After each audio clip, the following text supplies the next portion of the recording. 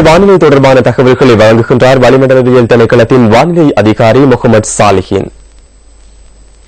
நாட்டின் கிழக்கு பிராந்தியத்தில் தற்போதைய வானிலையில் மாற்றம் ஏற்பட்டு நாளை முதல் மழை பெய்வதற்கான வாய்ப்பு தென்படுகின்றது. இது ஏனைய பிரதேசங்களில் பிற்பகல் வேளைகளில் இடியுடன் கூடிய மழையை தோற்றுவிக்கலாம். அதுவரையில் நாடு முழுவதிலும் தொடர்ந்தும் சீரான வானிலையே காணப்படும். நாட்டின் பெரும்பாலான பகுதிகளில் காலை வேளையில் பனி சூழ்ந்து காணப்படும். கடல் பிராந்தியங்களை பொறுத்தவரையில் பொத்தியில் தொடக்கம் மட்டக்களப்பு ஊடாக திருகோணமலை வரையான கரையோரத்துக்கு அப்பால் உள்ள கடல் பிரதேசங்களில் சிறிதளவு மழை செய்யக்கூடும். காற்று மணித்தியாலத்திற்கு 20 முதல் 30 கிலோமீட்டர் வேகத்தில் வடகிழக்கு திசையில் இருந்து வீசும். கொழும்பு தொடக்கம் புத்தளம் ஊடாக மன்னார் வரையான கரையோரத்துக்கு அப்பாலுள்ள கடல் பிரதேசங்களில் காற்றின் வேகமானது சில சமயங்களில் மணித்தியாலத்துக்கு 50 கிலோமீட்டரிலும் அதிகரித்த வேகத்தில் வீசக்கூடும். இவ்வாறான சந்தர்ப்பங்களில் குறிப்பிட்ட கடல் பிரதேசங்கள் இடைக்கிடையே சற்று கொந்தளிப்பான நிலையில் காணப்படும்.